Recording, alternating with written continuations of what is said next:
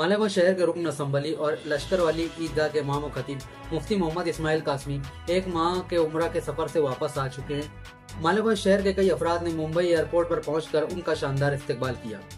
मोमिन मुनकर फ्रंट के एक वफ्द ने रेस्ट हाउस में रुकन पार्लियामेंट शोभा बच्चाओं से मुलाकात की और पावर सब्सिडी के ताल्लुक से हुकूमत की ऑनलाइन रजिस्ट्रेशन की शर्त की हकीकत बयान करते हुए कहा कि यह मालेगांव शहर के लिए बड़ी तकलीफ का सबब है। पावरलूम इस शहर की रीढ़ की हड्डी के मानिंद है। हुकूमत इस सनत को कोई सहूलत नहीं देती सिवाय पावर सब्सिडी के, लेकिन अब इस पर भी नई नई शराइत से इस सनत की तरक्की में रुकावट पैदा हो रही है।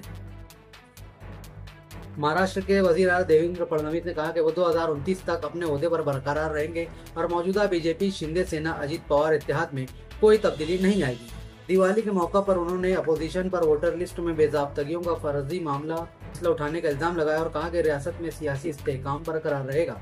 MIM के रियासती सदर इम्तियाज जलील ने ऐलान किया है कि मजलिस अब तनहा अपने बलबूते पर कारपोरेशन इलेक्शन लड़ेगी, क्योंकि माजी के तजुर्बात में ये देखने को मिला है कि इत्तेहाद से MIM को कोई फायदा नहीं हुआ है। दिल्ली आगरा रेलवे लाइन पर मथुरा के करीब माल बरदार ट्रेन की 12 बोगियां पटरी से उतर गईं, जिससे रेल ट्रैफिक में खलल पड़ा है। 3 ट्रैक अब भी बंद है और चौथे पर महदूद सर्विस काम कर रही है। रेलवे काम इमदादी कामों में मसरूफ है, जबकि कई ट्रेनों का रुख तब्दील कर दिया गया है। उत्तर प्रदेश के दारुल हुकूमत लखनऊ में एक 60 साल बुजुर्ग शख्स रामपाल रावत के साथ गैर इंसानी सलूक किया गया। इल्जाम है कि उन्हें मुबैना तौर पर पेशाब चाटने पर मजबूर किया गया। इस वाक़े से इलाके में सनसनी फैल गई है। फौरी तौर पर पुलिस हरकत में आई और मुलजिम को गिरफ्तार कर लिया गया।